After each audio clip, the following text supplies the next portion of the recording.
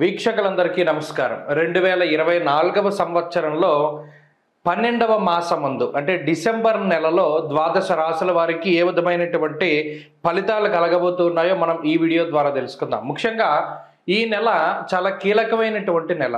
ఈ నెలలో పెద్ద చెప్పుకోదగ్గటువంటి గ్రహ మార్పులేవి కూడా మనకి కనబడడం లేదు.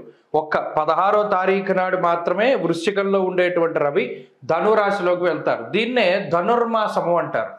అంటే తులా సంక్రమణం చేసేటప్పుడు ఏ విధంగా అయితే మనం గంగా స్నానాదులు లేదా ప్రయాగలో స్నానం ఇవన్నీ కూడా విశేషంగా చెప్పబడ్డాయో, రవి ధనురాశిలోకి సంక్రమణం చేసినటువంటి కాలాన్ని ధనుర్మాసంగా చెప్పారు. ఈ ధనుర్మాసంలో తిరుప్పావై చదువుతారు. విష్ణువుకి అతి ప్రీతికరమైనటువంటి మాసము మార్గశిర మాసము అంటారు. మాసేవ మార్గశీర్షోహం అంటూ ఉన్నది భగవద్గీత. భగవంతుడికి అత్యంత ఇష్టమైనటువంటిది. అలాగే ఈ ధనుర్మాసంలోనే మార్గశిర మాసంలోనే గీతా జయంతి వస్తుంది. ఏకాదశికి పౌర్ణానికి ఏమో దత్త జయంతి వస్తుంది. ఇలా విష్ణుమూర్తికి సంబంధించినటువంటి అవతారాలలో చాలా ముఖ్యమైనటువంటి అవతారాలకి సంబంధించినటువంటి విషయాలతోటి ఈ ధనుర్మాసము లేదా మన డిసెంబర్ నెల అనేటువంటిది ప్రాశస్త్యాన్ని సంపాదించుకున్నది. ఇంకొక ముఖ్యమైన విషయం ఏంటి అంటే, మార్గశిర మాసంలో అనగా ఈ డిసెంబర్ నెల 2వ తారీఖు దగ్గర నుండి ప్రారంభమయ్యేటువంటి మాసంలో మార్గశీర్షే మహద్భయం, ఎటువంటి గృహారంభాలు చేయకూడదు, అంటే శంకుస్థాపనలు చేయకూడదు. గృహ ప్రవేశాలు చేయడానికి కూడా 16వ తారీఖు లోపు మాత్రమే ప్రశస్తమైనటువంటి కాలము. ఎందుకంటే అధమ పక్షంలో, అది కూడా మార్గశిర మాసంలో గృహప్రవేశం అనేటువంటిది కొన్ని గ్రంథాల్లో అధమ పక్షంలో చేయమన్నాడు. అంటే ఇక కాంటబట్టు మనకు అవకాశం లేదు అనుకునేటప్పుడు చేయమన్నాడు. కాబట్టి 16 లోపే గృహప్రవేశాదులు చేయాలి. గృహారంభం అంటే శంకుస్థాపనలు చేయడానికి ఈ మాసం ఎంత మాత్రము కూడా పనికిరాదు. ఉన్న ముహూర్తాలు కూడా అంత గొప్పగా లేవు. కాబట్టి ఆ విషయం ఒకటి దృష్టిలో పెట్టుకోవాలి. ఇంకొక ముఖ్యమైన విషయం ఏంటి అంటే, ఈ మాసంలో 16వ తారీఖు దగ్గర నుండి సంక్రాంతి నెలపడతారు.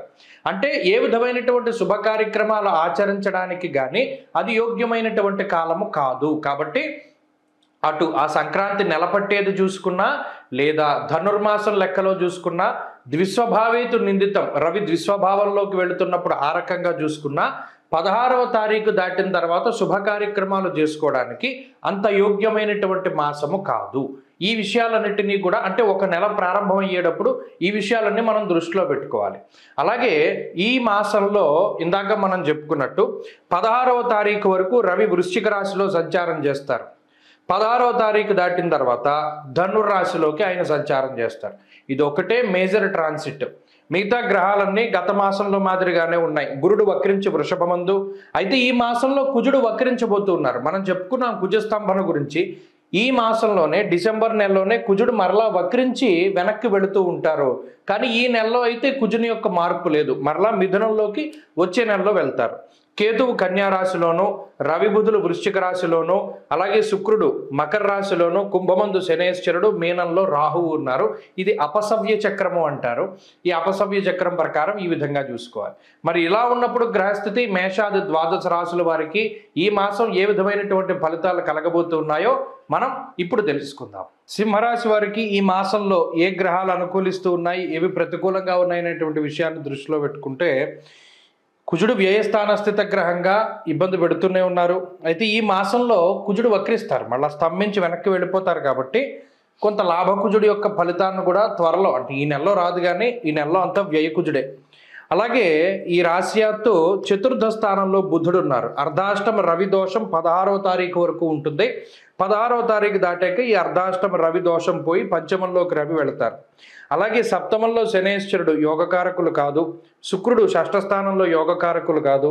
అష్టమంలో రాహు ఇబ్బంది పెట్టే గ్రహం. అంటే ప్రధానంగా ఈ రాశి వారిని ఇబ్బంది పెడుతూ ఉన్నది ఈ మాసంలో 3 గ్రహాలు: వ్యయకుజుడు, అష్టమ రాహువు, అర్ధాష్టమ రవి.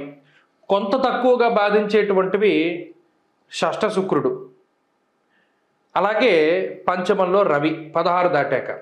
అంటే ప్రధానంగా వక్రించినటువంటి గురువు యొక్క బలం మీద మాత్రమే ఆధారపడి ముందుకు వెళుతూ ఉన్నటువంటి రాశి.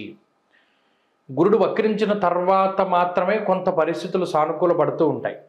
ఎందుకు అలాగా అంటే, అక్టోబర్ 10 దాటిన తర్వాతే కొంత సింహరాశి వారికి అటు ఆరోగ్య పరిస్థితులు కానీ, ఆర్థిక పరిస్థితులు కానీ, కుటుంబ పరిస్థితులు కానీ, ఉద్యోగ పరిస్థితుల్లో వీటిల్లో కొంత మార్పులు వస్తూ ఉన్నాయి. ఈ గురుడు గనక వక్రించి ఉండకపోతే ఈ సింహరాశి కొంత దెబ్బతినేది.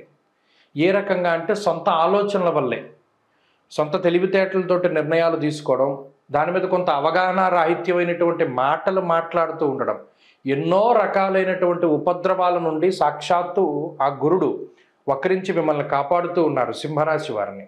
కాబట్టి ఈ మాసంలో కూడా అదే ప్రధానమైన బలం. దాంతో పాటుగా బుధుడు కొంత బలంగా ఉన్నారు. ఈ రెండు గ్రహాలతో పాటు చంద్రుడు కొంత బలంగా ఉన్నారు. కాబట్టి అప్పుడప్పుడు యోగించేటువంటి చంద్రుడిని పక్కన పెడితే ఈ చతుర్థ బుధుడు ఎంతసేపు కూడా కొంత ఉన్నతమైనటువంటి విషయాల్ని ఆచరించడంలోనూ నేర్చుకోవడంలోనూ కూడా ఎక్కువ అవకాశాన్ని కల్పిస్తారు. మీ ఉద్యోగంలో కానీ, వ్యాపారపరంగా కానీ, వృత్తి ప్రవృత్తుల్లో కానీ ఏదైనా కొన్ని ముఖ్య విషయాలు తెలుసుకుంటారు. అంటే గతంలో వాళ్ళు ఇలా ఉన్నారనో, చరిత్ర తెలుసుకోవడమో, లేదా ఏదైనా పుస్తక పఠనం చేయడమో, ఇలా ఏదైనా చదవడం ద్వారా వచ్చినటువంటి పరివర్తన, ఆ మార్పు అనేటువంటిది స్పష్టంగా కనబడుతుంది సింహరాశి వారిలో.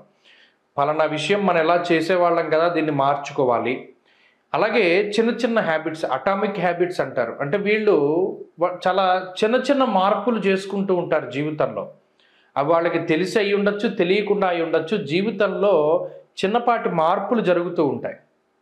నిద్ర వేళల్లో మార్పులో, మాట్లాడడంలో మార్పులో, వేషధారణలో మార్పులో, ఉద్యోగంలో మార్పులో, వ్యాపారంలో మార్పులో, అది మార్పు ఏ విధంగానే అయి ఉండొచ్చు. ఆ మార్పు మీకు తెలిసి ఉండొచ్చు, తెలియకపోయి ఉండొచ్చు. కానీ ఆ చిన్నపాటి మార్పులు జీవితాన్ని చాలా ఎక్కువగా ప్రభావితం చూపెడతాయి. అది కూడా గురుడు వక్రగతి వల్ల వచ్చే శుభ ఫలితమే. కాబట్టి ఈ ప్రధానంగా ఈ మాసంలో చూసుకున్నప్పుడు అష్టమ రాహువు వ్యయకుజుని యొక్క స్థితి, అర్ధాష్టమ రవిగ్రహం వల్ల మీరు చెయ్యాలి అనుకున్న ప్రయాణాలు చేయలేకపోతారు. అసలు ఇది నా డైరీలో లేదు అనుకునేటువంటి ప్రయాణాలు చేస్తారు. ఆకస్మిక ప్రయాణాలు చేయడం, వృత్తి ఉద్యోగాల పరంగా స్థానచలనం కలగడం, అలాగే చిన్నపాటి అనారోగ్య సమస్యలను కూడా ఇది సూచిస్తూ ఉన్నది. కాబట్టి ఎప్పటికప్పుడు ఆరోగ్యంపై శ్రద్ధ అవసరం. క్రమశిక్షణతో కూడి ఉన్నటువంటి జీవనాన్ని సాగిస్తూ ఉండండి.